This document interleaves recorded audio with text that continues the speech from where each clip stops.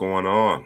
We got the latest edition of the second half draft show. I'm your host, Juice. Been flying solo for several weeks now. I don't know where these cats are at, man. But life seems to be lifing. But happy to be with you this Friday evening. And obviously, we're going to talk a little football, NFL, college, and of course, the NFL draft, the 2026 NFL draft. Draft season is approaching. Matter of fact, I got a text from the homie from the family, DP, and he was just mentioning, man, where you guys been, man? It's almost draft season, and I have to agree with him. We've been MIA, but certainly trying to get back on the horse. A lot has transpired over the last couple of weeks. The NFL trade deadline has come and gone. It was a fairly eventful trade deadline. We'll unpack some of that, get a sense of what that means ahead of the 2026 NFL draft. And then, of course, we'll always take a look at the college football slate and make mention of players that seem to pique our interest or certainly helping themselves. And, of course, those who may not necessarily be bolstering their stock. So I actually want to start with the trade deadline and what it means for the NFL teams, presumably. But certainly, with the backdrop of the NFL draft, what does that mean, right? What type of impact do we think the trade deadline will have on various teams heading into the 2026 offseason, ultimately the 2026 NFL draft? So, with that said, let me share screen here so we can take a look. And obviously, there's been quite a few trades this season, even prior to the trade deadline. But I do want to focus, I do want to place an emphasis on what transpired right around the trade deadline. So let's get it started here. All right. And I will put myself here so we can get a little bit better view of things. But if you go back to, let's say, the beginning of November, right? There was a move that Philadelphia made to acquire cornerback one, from that particular draft class, at least according to Couch Potato general manager Jair Alexander. There was a late pick swap associated with that deal. And most recently, I think it was either today or yesterday, Jair Alexander is actually stepping away from football. So there's certainly something going on there. It did not work out in Baltimore. Philadelphia figured, you know what? Let's kick the tires, see if we can add, a player who has, played at a fairly high level when he's been healthy. But I suspect there's some off the field situations that Alexander is trying to work through.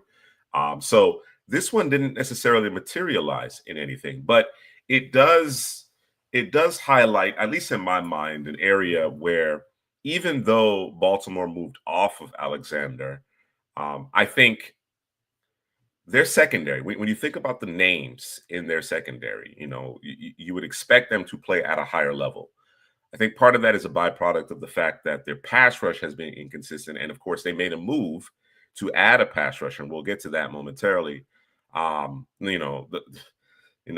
guy, safety from Georgia, Malachi Starks, coming into his own now. Obviously, he really effectively no longer a rookie, really coming into his own now, starting to make plays on that back end. Kyle Hamilton obviously has been playing at a high level for a while now. Nate Wiggins, another young defensive back, first round pick. He's playing fairly well, and even Chidobe Awuzie has played better as of late. Marlon Humphrey in the slot, plays in the boundary. He to me in my mind, if Humphrey is playing at a high level, this group can be really good. It can be really good. But of course, despite the talent on the back end, I think the main question mark associated with the Ravens is pass rush. And where's it going to come from? How are we going to effectively affect the quarterback on a consistent basis? And they traded Odafe Owe early in the season. Now, Owe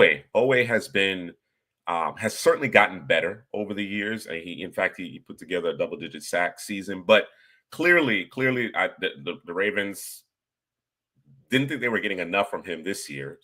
And I don't know that he's done enough over the course of his career to warrant the big time, long-term extension. So they moved off of him earlier in the season. Kyle Van Noy had a wonderful year last year, but he's dealt with injury, a year older, obviously a player longer in the tooth. He has struggled, right? Mike Green, very talented pass rusher out of Marshall. He's a rookie. right? So he's getting ramped up. He's playing more now, starting to make more plays, which is a good sign. But I think the Ravens, long term, going into the offseason 2026, I think they got to get better in terms of the pass rush. And this has been the case for a while now. I think they had like everything was going well a season ago, and perhaps that may have skewed the perception as it relates to the Ravens pass rush. But I just don't know that they consistently affect the quarterback. And that's just not sacks. That's about moving the quarterback off his spot, hurries, pressures, all of that plays into the back end, the back seven, and certainly the secondary playing at a higher level because there's no shortage of talent in that secondary, as far as I'm concerned. They should be forcing more turnovers. They should be making more plays, getting those short fields for that offense. Of course, Lamar's back healthy. So, yeah, we're talking cornerback, we're talking defensive back here with this particular trade. But I think when you talk about the totality of the Ravens defense in particular, certainly the pass rush, I think really, makes everything go as it relates to that defense. It's certainly the back end of the defense. On the other end of that spectrum of this particular trade, again, Philadelphia, Howie Roseman, certainly no stranger to making a move. I think the way he churns his roster is really impressive. I think that front office collectively does a great job. And, it's kind of low risk, high reward, right? You bring in Jair Alexander. Perhaps he's motivated to play for, a championship caliber team.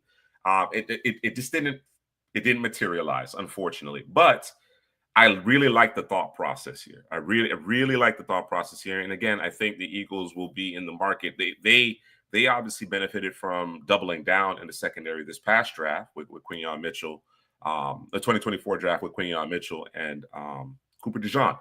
So, I think they recognize, having had some injuries, having had some roster turnover, they needed to add more pieces here. We got to have a certain level of depth to get through, a very long season where there, a lot of attrition. And I think stockpiling defensive backs, pass rushers, right? I'll get to pass rusher here for the Eagles as well. Not unlike the Ravens, I think that is the mark of a quality, forward-thinking front office. Again, this particular trade won't bear fruit necessarily unless Alexander comes back in the coming weeks. But certainly, I really like the thought process here. And, I wouldn't be surprised that when we get to the draft in 2026, Philadelphia goes back to the well in terms of adding, some high upside players, guys that may not necessarily have to play right away, but have some unique physical tools, gifts, and get them in their program and continue to develop them. All right. What you got here, Mrs. C? Ravens will sign Boye Mafe in the offseason, in my opinion. Not a bad thought. Not a bad thought, right? I wonder what you think that does as far as Seattle is concerned, right? I know Seattle has a lot of names, a lot of players in the mix. But I think Nwosu, I'm not sure if he's under contract beyond this year, right? If Mafe is on the move, what does your edge rush kind of look like under those circumstances? All right, let's keep it going. Okay, so I made mention, I alluded to it. Harry Roseman, Philadelphia, again, a lot of roster turnover, attrition that tends to happen when you have a season like the Philadelphia Eagles did have a year ago. Guys that want to cash in, players who played more of a complementary role, they have to step up and play more stats. And Philadelphia, for the balance of this season, haven't had the kind of pass rush we had become accustomed to over the last several seasons, right? That had been their hallmark. Of course, they got better, much better, younger on the back end, with the Quinyon Mitchell and Cooper DeJeans and so on and so forth. And most recently they drafted Makuba, who's going to be a good one in his own right. But you still got to affect the passer. At the end of the day, with the rules obviously skewed to the offense, if you can't affect the passer, you're not going to be able to have sustained success. And Philadelphia struggled to get after the pass on a consistent basis for most of this season, right? The loss of Milton Williams, and you got no Josh Sweat. When you have that level of roster turnover, Brandon Graham, I think maybe coming back, but he had been retired. When you have that kind of roster turnover and guys are no longer pinch hitting for you, right? You could see a player come off the bench, play 20, 25 snaps, and look really good. look really, really good, really impressive. When that snap count gets closer to 45, 50, those guys aren't as effective a lot of the times. Those part-time players, those secondary, tertiary guys on the depth chart, they don't always rise to the occasion. So, of course, Howie Roseman and company, they go out and they trade for Jalen Phillips, whom is a talented pass rusher in his own right. Has struggled with injuries throughout his entire football career. Doesn't necessarily matter the level, but you got a Miami Dolphins team that clearly needs to rebuild. They fire their GM Chris Greer. They seemingly playing for Mike Macdonald. They knock off the Bills and took care of them pretty handedly this past Sunday, but certainly, I think it makes sense. You weren't going to go, give Phillips an extension. You get a day 2 pick for him. It makes sense for both teams in my mind. Good move here. And again, Eagles thinking ahead, trying to cash in, even if they don't necessarily extend him. Now you're talking about potentially a compensatory pick when he does hit free agency. It's just a smart move. It just makes sense at the end of the day. All right. Keep it going here as we talk a little bit about the NFL trade deadline and the impact, the perceived impact associated with the 2026 NFL draft. Derek Hall already kind of took his spot. You're right about that, Mrs. C. You're right about that. But I think you just need more bodies, right? You know as well as I know when the Legion Boom was at its height, the most effective I thought that defense was, of course you think about Wags and Sherman and Thomas, Cam Chancellor, and it was that 6 to 8 man rotation that they had up front and their ability to affect the pass. It wasn't a bunch of guys, it wasn't 1 or 2 guys with 12 to 14 sacks. It was like 6 guys with 8, 9 sacks. You know what I mean? So I in my mind, I think that's the way you want to build your team. It's great to have an individual who can get you 18, 20. You know what I'm saying? Have one of those special type seasons, defensive player of the year type seasons. But when you got waves of pass rushers, it makes it very challenging on the opposition. Mike Macdonald, or not Mike McDonald, actually Mike Macdonald, he really has that defense humming there in Seattle. So yes, Derek Hall certainly, is taking the spot of Boye Mafe, but I think Seattle will need to continue to add teeth to their pass rush, certainly in this upcoming offseason. Draymond Jones. So again, they move off of Oweh earlier in the season. Tennessee is a team that clearly isn't very good. They got to build that thing around Cam Ward, right? I think it's a multi-year project. Unfortunately, they've already gotten rid of their head coach. I was having this conversation with Headley and Drew via chat maybe a week ago, and the Titans, it was just a bad decision. Bad decision to move off Mike Vrabel. They got rid of Rand Carthon. Like, I don't understand the decision-making process with the Tennessee Titans. It just doesn't make a whole lot of sense. Now, you don't have a whole lot to play for. When you talk about edge rushers, that's an area that Tennessee certainly needs to improve on. They let Harold Landry walk. He's now, in New England, and New England, behind the play of their very talented young quarterback. It's been a resurgence of the New England Patriots. New England Patriots are back, right? Led by Mike Vrabel. Yes, Mr. C, they absolutely did. They absolutely did. The Titans came out on the short end, and it was a bad decision, bad business move to move off of Mike Vrabel. It didn't make any sense. You weren't getting a proven commodity that had accomplished anything to the degree of Mike Vrabel. So it just didn't make sense to me.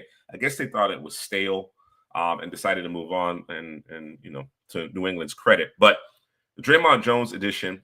Again, I talked about the Ravens and their pass rush been inconsistent, depending on young players like Ojabo, certainly Mike Green, as well as veterans like Kyle Van Noy, who may not necessarily be playing at the same level that he did a season ago. You bring in Draymond Jones, and that certainly helps. That certainly helps bolster your pass rush, bolster your defense. So again, makes sense for both teams here. I just mentioned Tennessee has to figure out how to affect the passer. It's the name of the game. You got to protect your quarterback, and you got to affect the opposing team's quarterback. That's the name of the game. So in my mind, and I wonder, I think the Titans will probably end up with a top 1 or 2 pick when it's all said and done, perhaps top 3. there are going to be several teams that are in the market for a quarterback, and I think some of those players are starting to kind of present themselves. Very different from what we thought entering the college football season, but certainly there's a couple of guys that have kind of risen to the top. Uh, of the mindset that we need to do whatever is in the best interest of Cam Ward, right? You would hope, you would like to maximize the rookie deal, but the reality is that you want your first overall pick, ton of talent, incredible leader. You want to put him in position to be successful first and foremost, right? So that's kind of my mindset. But do you have a receiver? Do you have a tackle? That you think is worthy of a top three pick, top two selection. I don't know that there is, right? And I think because of the breadth of needs Tennessee has on both sides of the ball, it would behoove them to trade down.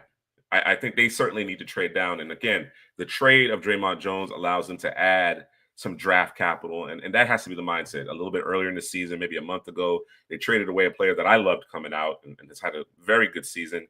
Good landing spot for him. Roger McCreary, their nickel. He's now in Los Angeles. So they have moved assets to acquire draft capital, right? And I think clearly the 2025 draft, to me, there's more talent on the defensive side of the ball, to be perfectly frank. But you gotta give Cam some help. Whether that comes in the form of a concerted effort within the draft to add talent, or you open up those purse strings and you go heavy in free agency, whatever the strategy consists of. I like the idea of adding additional draft capital, take as many swings at it as you possibly can, but they certainly have to do a better job around Cam Ward. Okay. The Dallas Cowboys. The Dallas kind of surprised me because going into the trade deadline, they're coming off a loss, I believe, to Arizona the last time they played, and they went into their bye week. I wasn't sure if they were going to be buyers, having had that loss on a Monday night. Right? They're a middling team. They've been a middling team for a couple decades now. So I didn't anticipate them to be buyers, but I think in true Jerry Jones fashion, of trying to grab the headlines, they made a couple deals, and I like them. I like the moves that they made. Right. On the one hand, they acquired Logan Wilson for a 7th-round pick, which, in my mind, makes a ton of sense for the Cowboys. Right. I'm not sure what the Bengals are doing. Of course, they get something for Logan Wilson. They've gone young at linebacker. They got Demetrius Knight out of South Carolina and Barrett Carter out of Clemson. They're letting the young guys play, which team that we're not expecting to be, competing for a playoff spot. Joe Burrow got hurt early in the year. You want to see what those young guys have. Fine. Logan Wilson still can play football as far as I'm concerned. Right. And Dallas certainly needs to improve their defense at every level. It's a bad group. It's a poor group. Unfortunately, the young man, Marshawn Nealon, is no longer with us. He was kind of figured to be part of this young group of defensive linemen, front seven players, and of course that certainly is no longer the case. The Micah Parsons trade, they needed to add teeth. They needed to add players who are actually capable of getting the ball carrier on the ground. So I like the addition of Logan Wilson. I think he still has some good football in him, and you get him for a 7th-round pick. The Bengals, I'm going to come back to the Bengals. I'll come back to the Bengals. But as far as the Cowboys are concerned with respect to this trade, it makes a lot of sense. They also, I'm going to skip here, they also added Quinnen Williams at the deadline, right? So with the Micah Parsons trade, they were able to bring in quite a bit of draft capital. They had a good haul, additional 1st-round pick next year, in not just 2026, but in 2027.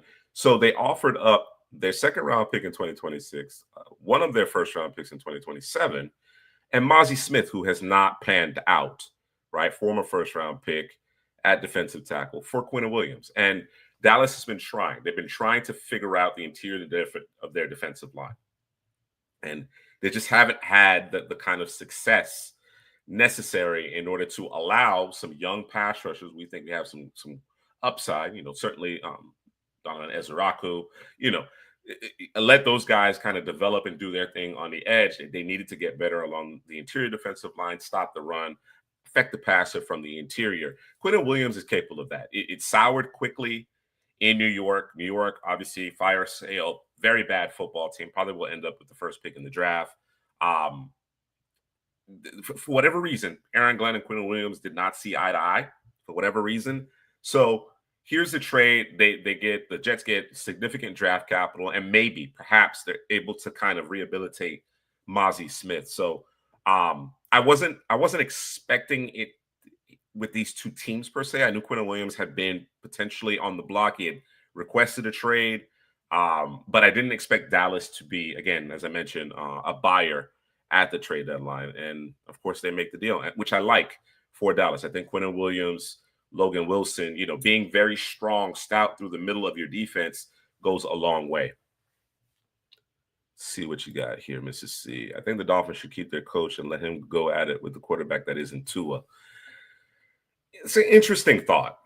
I think McDaniel certainly would have no shortage of suitors as far as, play calling is concerned. He is a creative play caller from that Shanahan tree. So certainly it would have a ton of opportunities there.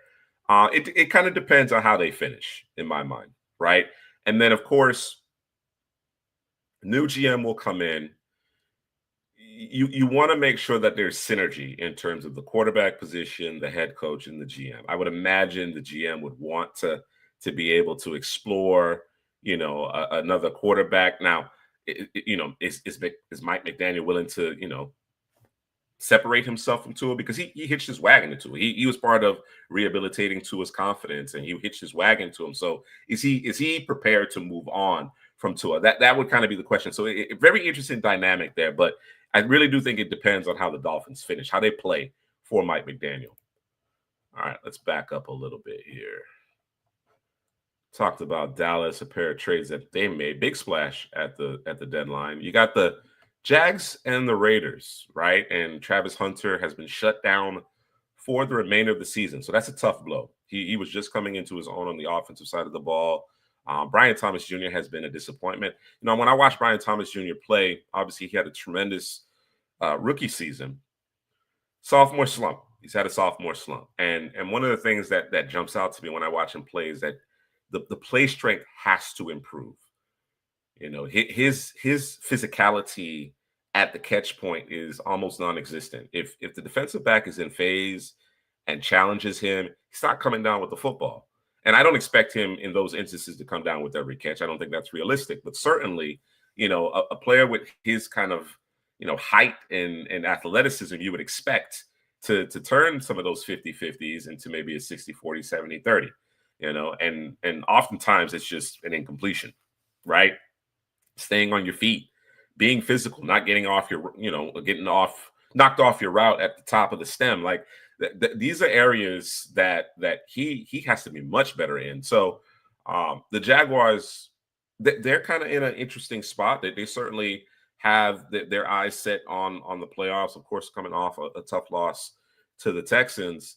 Jakobi Meyers, was kind of languishing in Vegas. Geno Smith, Mrs. C, all about Geno Smith, hadn't been playing particularly well. He's languishing. The Raiders are going young. They're going young around, play their young players, see what they got. They moved Jakobi Meyers, and I think, that 4th and 6th round that you see there, I think is some pretty strong draft capital in return for Jakobi Meyers. The Jaguars, hopefully they can get him acclimated into the offense quickly, and he can start to pay dividends. Again, that Travis Hunter loss is it's huge, right? Obviously, what he does, playing on the defensive side of the ball as a defensive back in a league where, you don't have a ton of great defensive backs, certainly helps. But the way he was starting to really come on as a receiver, moving into that receiver one role, I had maintained that, I would like to see him play the majority of the defensive snaps, because it's just harder to find DBs who can play the football, who have those types of ball skills, right? And then moonlight on the offensive side of the ball, right? When you get inside the 20, now you want that body control, those ball skills on the offensive field. But they just did not have enough consistent receiving play. So he started playing more and more snaps on the offensive side of the ball. And again, he really started to take to it at the NFL level, because the one area I thought he needed work in was his route running, right? Becoming more polished route runner. And that's only going to happen with more reps. And you could see him, the light bulb coming on, and him starting to play fast, right? Let his athletic gifts kind of take over. Goes down to injury, now on IR, will miss the remainder of the season. Parker Washington, whom I've always felt was a underutilized talent on this team, has stepped up quite a bit. So hopefully that trio of Thomas, Myers, and Parker Washington is enough to kind of get the Jags over the hump. But overall, I think this is a good trade, particularly for the Raiders. You know, you never know when you acquire a skill position player like this, how they get acclimated into the offense, right? Sometimes it takes time. That there's a lack of chemistry with the quarterback, that it takes time to kind of develop that rapport. There are obviously instances where that's not the case, where, you know, guys hit the ground running, but that's typically not how it works. So hopefully Myers can make an impact. But I like the trade for the Raiders. He wasn't being utilized, and certainly the Raiders aren't going anywhere just yet. So add some draft capital there. Okay. So we talked about the Jets, and we thought, you know, there might even be more players get traded by the Jets. I heard that Garrett Wilson was untouchable. He's another player who I think needs to improve his play strength. Right, super talented, you know, really intriguing prospect, young player still. Obviously, plenty of time to kind of, you know, become his final form, but certainly I think needs to be strong at the catch point. He goes down to injury. I think he just got moved to the IR, re-aggravated injury after missing a couple of weeks.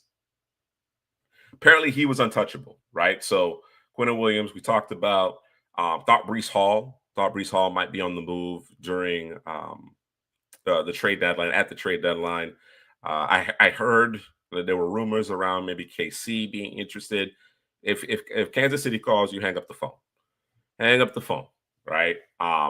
But I don't know that keeping Breece Hall, you know, was necessarily the right move. You know, notwithstanding the Kansas City being the main team interested, right? I think Breece Hall going. I believe this is a contract year for him. You know, running back. You try to get something for him, and maybe that comes in the form of a compensatory pick. But the big trade here, another big trade splash, was the addition of a pair of first round selections from the Indianapolis Colts, right? The Colts have been looking for, you know, that top defensive back, that guy who can, you know, potentially travel and take away the opposing team's top receiver. The Colts decided to push their chips in the middle of the table, and they acquired Sauce Gardner from the Jets. Now, Sauce has been good, not great in my mind over the last couple of seasons, right? And certainly in man coverage, which I thought was one of the areas that he certainly excelled when he was in Cincinnati, and he certainly has good film. There's no question about that, yeah, at the professional level, but just not the consistency that I had hoped for. And Mississippi Practice said, you know, Sauce is overrated. He just inconsistent in terms of his technique.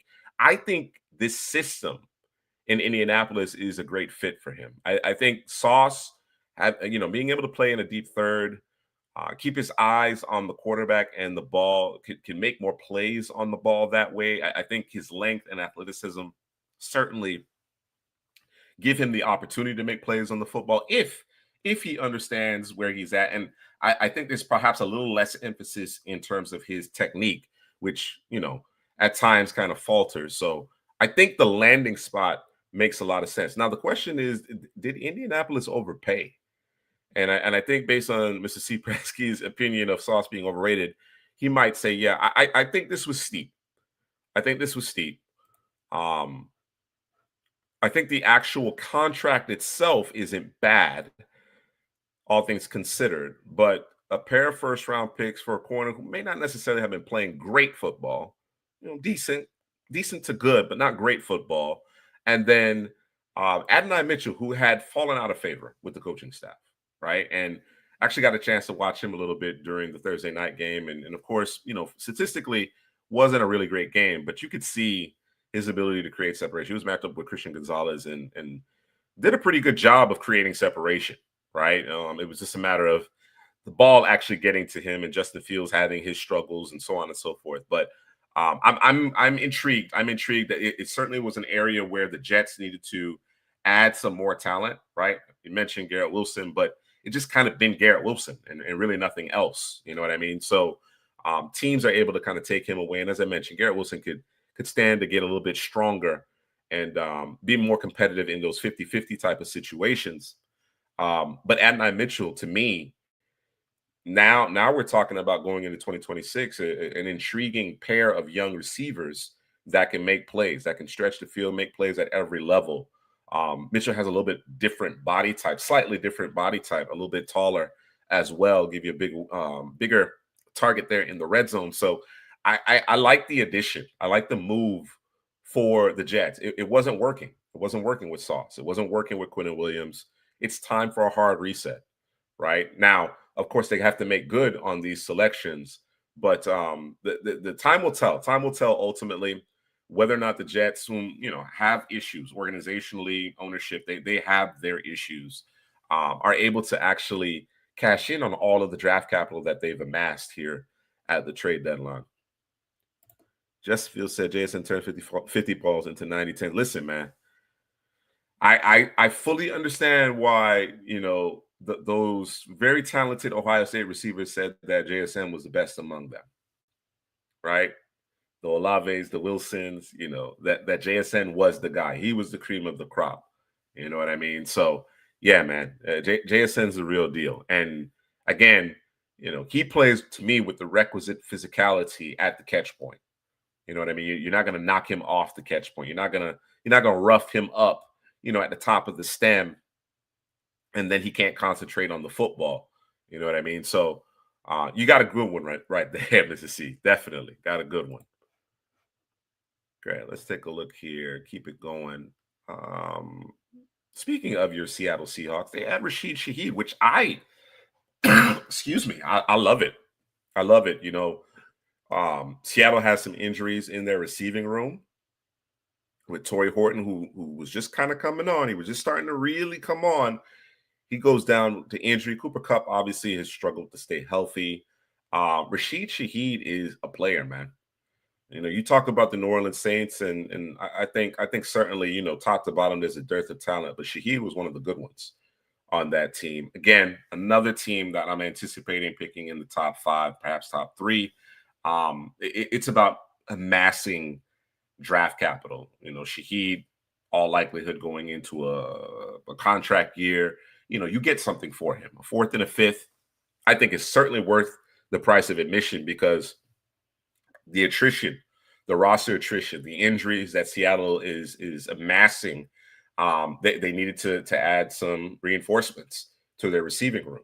And I think Shaheed is as good a addition you could potentially make, at the deadline. His ability to stretch the field on top of what JSN is doing. You got the tight ends Barner and Arroyo making plays in the short to intermediate. You got a pair of backs there, Darnold playing at a fairly high level. Like I really like this decision. This was a very shrewd pickup here at the trade deadline, and hopefully Shaheed and Darnold can find that rapport quickly. Horton has 60 and coming basically a coach on the field. Hey man, listen, it takes all types. It takes all types. Trying to get JPJ from the Raiders. Ooh. Yeah, I wouldn't do that if I'm the Raiders. And I think he got hurt, if I'm not mistaken, but I wouldn't do that. To me, that makes no sense, right? You're trying to build your roster up, and you got a young, center guard type that could be a mainstay on your offensive line for 8 to 10 years. You don't do that, especially just drafting a running back. Now, mind you, I love Ashton Jeanty. Love Ashton Jeanty. Love him down.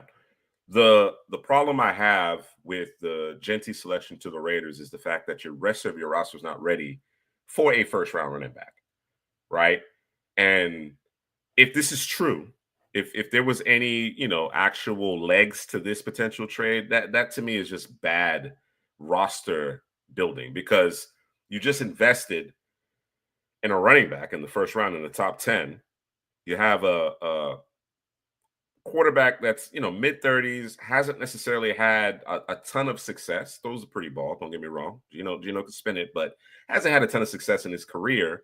And we're off. We're moving assets that are under contract beyond the 2025 season, right? Along the offensive line, one of your better offensive linemen. That makes no sense to me. But would have been a hell of a move if the Seattle was able to pull that off.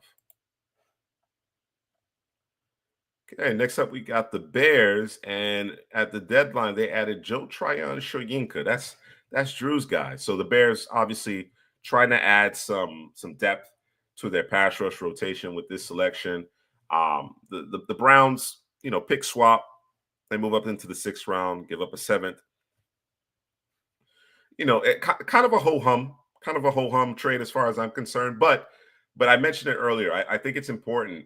Teams that generally go deep into the playoffs, they tend to have a fairly robust pass rush rotation, right? And Shoyinka, who has never truly lived up to the 1st round billing, is a decent rotational piece. He's a solid rotational piece. So I like it from that perspective. And again, the Browns, they're able to move up a bit in the 2026 draft. Talked about the Quentin Williams deal. I think the last one that I want to touch on, another trade here for the Jets, but last one I want to touch on here is the Saints again. Once again, that they're involved in a trade and they send Trevor Penning out west. And we talked about Penning a lot during the year that he came out, and we saw him live at the Senior Bowl, and you saw the physicality and how he got after it in the running game, small school product. How would he transition to the NFL? Did he have the pass rushing, or not pass rushing, excuse me, the pass blocking technique? Still remains to be seen. Still remains to be seen. They had been playing him at guard. He is a pretty good run blocker, but excuse me, his inconsistency in terms of pass protection, I think, is always going to be an issue, unless, of course, Jim Harbaugh and company are able to kind of rehabilitate him. I'm not sure if the Chargers plan on extending him. They acquire him for a 6th round pick. I think certainly the Chargers needed the depth. Joe Alt, whom has been, as advertised, he goes down to injury. Rashawn Slater obviously went down to injury earlier in the year. It's just that the Chargers can't seem to stay healthy. They can't seem to field the same 5 guys along their offensive line for any period of time. So they add Penning to the mix, I think, to bolster that group and hopefully stabilize things. I'm not sure exactly how effective it will be, but time will tell. Time will tell with respect to that, right? The Saints, as I mentioned, add the 6th round pick there. Makes sense. We're expecting a lot of roster turnover for the Saints over the course of the next couple of seasons. They're an older roster, not great cap situation, so they need to add draft capital for sure. All right. Let's transition here. Let's transition here and take a look at this week's slate in college football. Let's talk a little bit of college football. Hey, Mr. C, man, I saw your Huskies, man. They took one on the chin, man. What happened? What happened, man? Can't be worse than Anthony Bradford, and it ain't so bad. He can't even see the field. I think Haynes has to play center. I think he has to play center at the end of the day, unfortunately. Yeah, let's talk a little college football here. So currently, Clemson and Louisville are at it. I need Clemson to pull the upset. That'd be great. That'd be phenomenal for my Canes. And then, of course, Minnesota and Oregon are also playing out in Eugene. So a couple of conference games here with ACC and Big Ten. I want to take a look at the Saturday slate, and I have to talk about Indiana, man.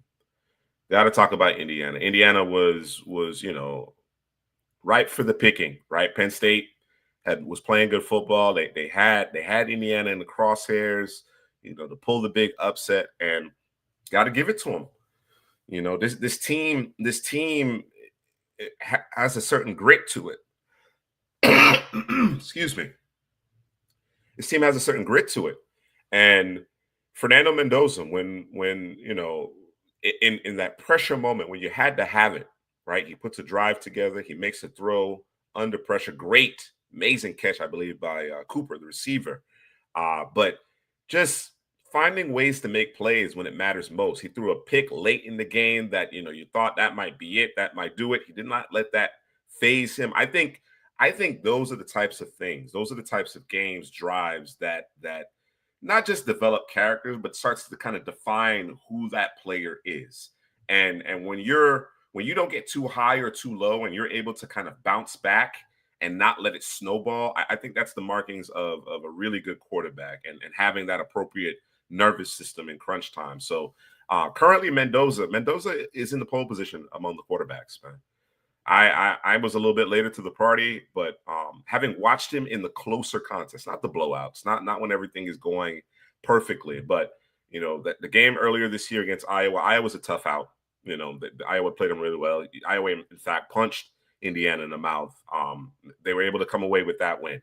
You go out to Eugene, and Mendoza didn't have his best game, but when they needed it, when they had to have it, he made the plays, right? Same thing in Happy Valley. Like, I to me, that is impressive to go on the road in those hostile environments, not necessarily have your best stuff, and still find a way to win. Crunch time, play your best, your best football, raise your level of play.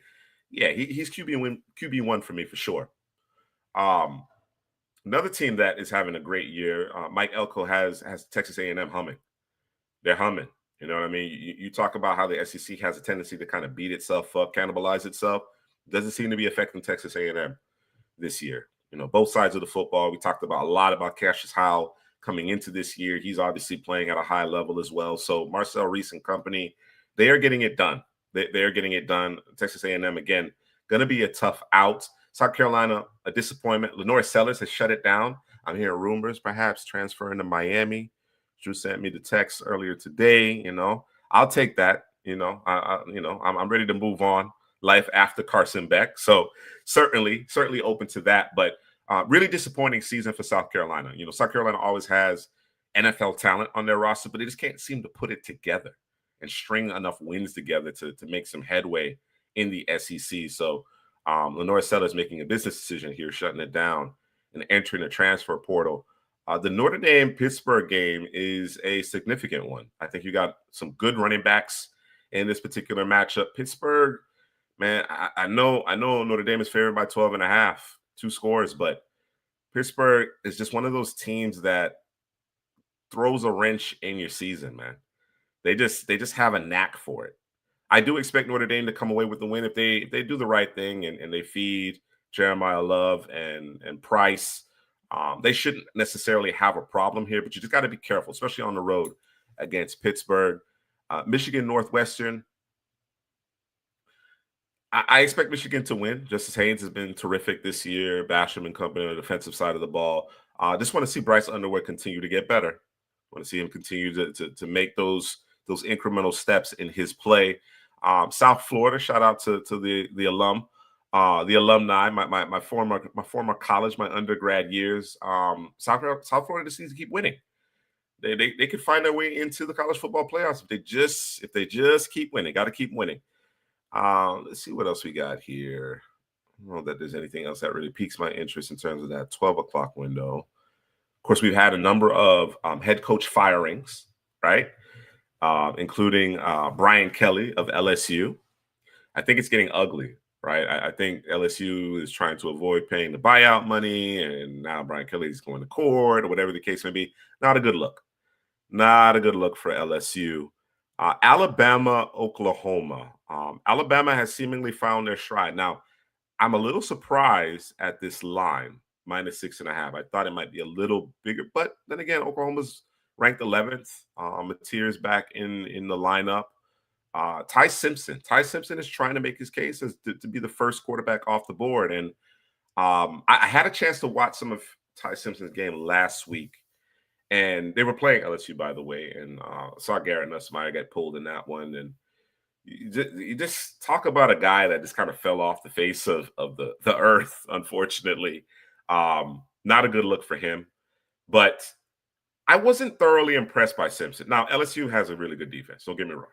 LSU has a terrific defense. But I thought the areas where Ty Simpson, is supposed to or has throughout the majority of the season excelled, he did not have his best stuff last weekend. Right, ball placement was a little sporadic. Um, the ability to kind of cycle through and process what's happening seemed a bit shaky. So I want to see how he bounces back. Oklahoma fields a pretty good defense, so want to see how Ty Simpson bounces back. I'll be tuning into that one for sure. Texas Tech, listen, man, they got the horses. They got the horses. Did a great job in the transfer portal. We talked a lot about David Bailey, Romello Height here at Couch Potato General Manager, the second half draft show in particular. Can they keep it going? Can they avoid stubbing their toe against UCF? My Canes play NC State. I'm worried. I am concerned. I am concerned. Miami is favored by 14.5, but Miami has a tendency to play down to the competition. And I don't even consider it playing down to the competition. I think NC State on any given Saturday can beat just about anyone in the country. I think their quarterback, CJ Bailey, who's from South Florida, should have been a Hurricane, is playing at a high level. They get Hollywood Smothers back, their running back. This game concerns me. I think if Miami is able to get that lead early, stay balanced, shouldn't be a problem. But if they stub their toe, NC State gets out early, I just worry about Miami being able to play from behind with Carson Beck. He has not demonstrated the ability to kind of, navigate some challenges throughout the game, because obviously, in these contests, you don't always get, the highs. Sometimes there are some lows, there's some valleys in that play. And his ability to kind of galvanize the team and not compound issues when issues do arise is what concerns me the most. So of course, I'm going to be watching the dual screen because I do want to see Ty Simpson, but got to watch the Canes, Mr. C. My dog's still feeling reeling, I guess, from Michigan going to deal with some injuries. Yeah. Tough loss last week. We'll talk about a coach leaving the last 2 weeks. Could be a distraction. That's true. Can't rule that out. All right. One that I think folks shouldn't sleep on is this Iowa USC. So as you can see, Iowa is ranked. They are tough. They play everybody hard. Everybody. Iowa is not a walk in the park. They are physical and they actually have some offense for a change. So USC needs to buckle the chin strap if they want to come away with a win and keep their college football playoffs hopes alive. What else we got here? I think that's it for the 3:30 window. Ole Miss, UF. Good football players in those games, not necessarily great teams in my mind. Ole Miss is ranked 7th, but I just never know what version of the Rebels we're going to see.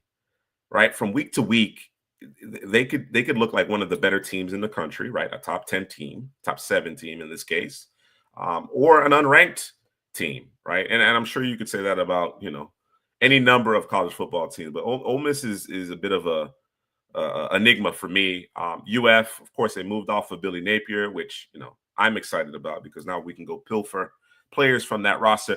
The Gators have a lot of talent.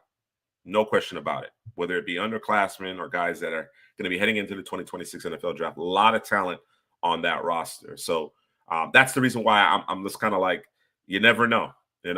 Ole Miss is at home. They should take care of business because, UF has been wildly inconsistent, certainly at the quarterback position, but you just simply never know. Utah Baylor might be an interesting one too there in the 7 o'clock window. Might be an interesting one there. Ohio State plays UCLA late. That's going to be a one-sided affair. Ohio State hasn't played anybody this year, man. Right? I mean, they look great. Don't get me wrong. They've had a couple games where they just kind of been slow out the gate, and then they turn it on in the second half. They are a second half team, and I wonder if that's going to catch up with them when they face Michigan at the end of the year. But until they play Michigan, until they play the Big Ten championship, they don't play anybody. Right. The Texas game was supposed to be the one, and that didn't necessarily, materialize because of, Arch wasn't ready, clearly. The Penn State game, if I'm not mistaken, of course, Penn State, fell apart. Drew Aller got hurt. Franklin dismissed as head coach. So really and truly, Ohio State hasn't been tested. Washington maybe had been their best test, and Of course, Washington isn't quite as good, unfortunately, Mississippi, as we thought they might be. So, yeah, I'm still waiting. I'm still waiting for this Ohio State team to be tested. That said, a lot of talent. Caleb Downs, obviously. Arvell Reese, been probably the biggest um, eye opener among prospects. Carnell Lake certainly making a case to be, among the top receivers selected. So, ton of talent, ton of talent. Ohio State is a talent laden roster, but certainly I don't know that they have the same depth that they had a season ago. That may no longer be the case because we're this far into the year, so guys are experienced now and they have that championship pedigree, so may not necessarily be an issue anymore, but they've yet to be tested. Texas, Georgia. Again, you want to talk about potential 2026 NFL draft prospects. You don't have to look any further. This game will be chock full of them. Chock full of them. I like the way Gunnar Stockton has been playing. I can understand why they decided to move off of Carson Beck. Arch Manning has been better as of late. He's starting to play a little bit better. A little disappointed in their running game, Texas's running game. So hopefully they can get on track. I think Georgia handled Texas the last season. I think they played twice, or was it the other way around? I don't remember. The days are starting to bleed together, but certainly one to certainly tune into here in the SEC. Texas at Georgia later in the evening. And I think for my purposes, I'll probably watch the BYU TCU game as well. But for my purposes, I think those are the games of note that I would be most interested in. All right. Okay, so that's going to do it for this week's college football slate. And of course, touch on a few of the various prospects. There's a player that I want to give some love, and I'll probably do a video breakdown on him at some point. I've been working on a Fernando Mendoza breakdown for the better part of 6 weeks now. And as I mentioned, part of the reason why I've been so inconsistent with the content is because life has obviously reared its ugly head. That said, certainly trying to get back on track. Keontae Scott is not playing in this game. Keontae Scott is going to be injured, and he is the really impressive nickel DB for Miami, transfer from Auburn. I mean, outside of Ruben Bain and Akeem Mesidor, been our best player, right? Arguably our best player on either side of the ball. So really going to miss that guy. And it's, again, part of the reason why I'm very concerned about this matchup tomorrow. All right, Mr. C. Let me bring it in here tight. I want to take a look at a pair of mock drafts you did. All right. And of course, because I have been behind the 8 ball in terms of updating our mock draft simulator, Mr. C has done a couple of mock drafts on the PFN simulator, but we're going to review them regardless because Mr. C always shows up. All right. So what we got here, Mr. C? No trades. Obviously, you move some draft capital in order to acquire Rashid Shaheed. In this particular mock draft, you went with Kamari Ramsey in the first. You followed that up with Caleb Banks in the second. You had to get your guy Tacario Davis. I understand it. And then Jake Slaughter, right, to play the pivot. I like it. I like it, all things considered, because you don't have a lot of draft capital because, you're obviously trying to make a run here, pushing your chips to the middle of the table. You can add Shaheed to this draft class effectively, assuming you extend him. But Ramsey is a playmaker on the back end of the defense. I love Caleb Banks. I know he's dealt with injuries this year, but I'm probably the highest on Caleb Banks, despite the fact that Drew is a Gator on the second half draft show. He's a first-round talent in my mind in this particular class. Maybe not necessarily have the tape and certainly dealing with the injury, but first-round talent. So you get him towards the end of the second round. I think that's great value there. Tacario Davis, I see what you're trying to do here. You're trying to get the big corner, the Brandon Browner type of deal, what have you. I see what you're working on here, Mr. C. What's going on, Dana? How you doing? I like it. So I think your thought process is Reek is out, so you bring in Takaria, right? That makes sense. That makes sense. And then Jake Slaughter, right? You can go back to those way too early mock drafts, and Jake Slaughter was a trendy first round selection. So you managed to get a quality center, maybe not necessarily having his best season. The Gators clearly aren't having their best season. But you get a guy who I think could eventually be your starter. Maybe not year one, but certainly could eventually be your starter at that point in the draft, late in the draft. That looks like a 6th round pick there, fifth, 6th round pick. I like it. I like it, Dana. I'm with you. This is a quality mock draft for sure. All right. So this one was light, Mr. C, because like I said, obviously the trades at the deadline. But I know you got another one teed up where you did some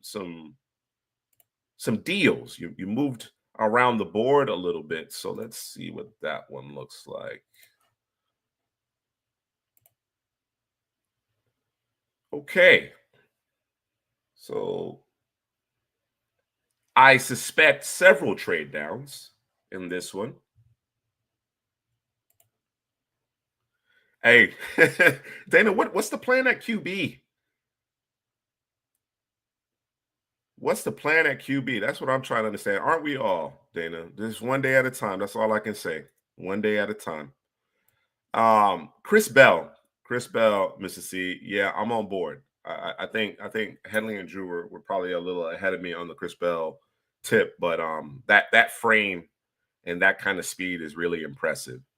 You think about it, you add Bell to a JSN, you get Torrey Horton healthy, and then potentially, I'm not sure if they will go this route, potentially re-up with Shaheed. I really like those top 4 receivers under those circumstances.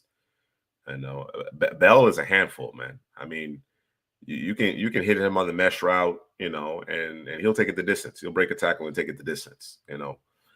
NFL frame, 6'2", 220, and he's a blur. So I like the first round selection there. Daryl Jackson. All right. So I see, you trade out of the 2nd round, you add an additional third. Um, it seems maybe a fourth on top of that. Daryl Jackson he's intriguing. He definitely is intriguing. Of course, former Hurricane. He's from, I think, North Florida, transferred up to Florida State to be closer to I believe his mother. His mother was ill. Makes sense. Makes sense. I don't think the film is a day 2 prospect, but certainly the physical tools are that of a day 2 prospect, right? And I think based on those traits and how he performs during the pre-draft process, he could very well find himself selected in the first 3 rounds, right? He kind of has that kind of that, as Bill Nagy mentioned, it's still a genetics league to a certain degree, right? To be that big, that physical, be a quality athlete, maybe not necessarily the technique and the motor you want, but there's certainly some physical tools, traits that John Schneider might be really interested in there. Jaden Roberts makes a ton of sense. I know what you're trying to do there. I know you're trying to solidify the interior of that offensive line. You've been at it for a while, Mr. C. So I like that selection, and I really like the Damani Jackson selection as well. He's playing some really good football. I would be surprised if he lasts as long as 125. That would actually surprise me. And I expect his, aside from, the physical testing not going great or something like that, I definitely think he goes in the first 2 days of the draft. Dad's a former Seahawk. Yes, he is. His dad is a former Seahawk. There's no plan. Penz's offense is limited without Peyton Adams elevating the O-line. Probably trade K when to bring someone in and draft mid to late. Yeah, I was working on a mock draft, Dana, and I was trying to figure out what to do with Arizona, right?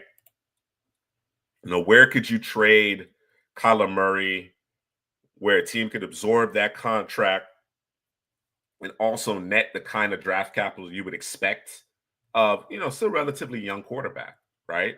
Relatively speaking. You know what I'm saying? So that's what I'm still trying to kind of figure out. I thought, well, maybe Las Vegas, Pete Carroll had, success with a shorter quarterback and Russell Wilson, different body type, but certainly, not the prototypical quarterback. Maybe that might be a way to go about it. What does that look like in terms of where, draft capital, first round, so on and so forth? So that's what I'm trying to kind of work on and get out to the public. Interesting. But yeah, I do think Kyler Murray, for all intents and purposes, is done in Arizona. I do. The Dolphins take on Murray's contract. Like I don't think Murray plays with the rhythm and timing that Mike McDaniel is going to want. Right? I just don't see it that way. Um, could we see a situation where they swap? I doubt that. I highly doubt that because Murray does not play with the, like I said, the timing and the precision that offense, that Mike McDaniel offense, assuming he remains the head coach, requires. Right? I think there's a bit more ad libbing, and you have to do certain things in order to create that line of sight for Murray because he's not very tall. Tua is not super tall either, but Murray is very short. It's just the reality of it, and I think we have to come to terms with the fact that it impacts their offense. He's a unique athlete. He's able to get himself out of trouble in most instances, what have you. But I think it does limit what you do. And given the fact that, in this particular offense, you want it 1, 2, 3, 1, 2, 3, 4, 5, ball out, ball placement, so on and so forth. I just don't know that Murray would be a great fit under those circumstances. You stay in the secondary here, Mississippi, with Xavier Nwankpa and DJ McKinney. So you're really loading up on the back end here on day 3 of the draft. And I think those are all quality football players, right? I think they could, find a role in the Seattle secondary sooner rather than later. Of course, you got Love, you got Emmanuel who's playing out of his mind. But just the way Mike McDaniel kind of does, not Mike McDaniel, Mike McDonald goes about leveraging the various pieces on his defense. I could see all those guys playing a role relatively early in their careers. And then, you go with another kind of size speed combination, or the size speed combo in this class of Nichols Harbor. We've talked about him ad nauseum, certainly during summer scouting. Big time athlete, big time athlete. You can't teach size and speed of that nature, but just not a natural football player. So at this point in the draft, that's exactly what you're looking for. You're looking for those, physical outliers, right? As far as on the high end of the spectrum, not necessarily on the low end, right? You're betting on traits. They're probably better football players, guys with better film on the board at this point, but they don't necessarily have the physical tools that a Nichols Harbor has. So you roll the dice on that. So I think at this point that makes a lot of sense. When you start talking about Nichols Harbor on the day 2 of the draft, early day 3, I'm a little reluctant. I think day 3 you can certainly start having the conversation, but at 197, I think that's perfect. I think that makes a ton of sense. So I like it. Good stuff, Mr. C. All right. I think I'm gonna wrap it up there, guys. I'm a little under the weather. I'm sure, as you've heard. I've enjoyed it. I want to get back to it on a consistent basis, and I will at some point here. We're gonna get the content going on a consistent basis. Dana, Mississippi, I thank you for joining me this evening for this truncated, quick show. I'm gonna see if I can find Headley and Drew, drag them onto the show. See if we can get back to square one with things. So you guys have a wonderful weekend, and hopefully I'll see you next week. Take care.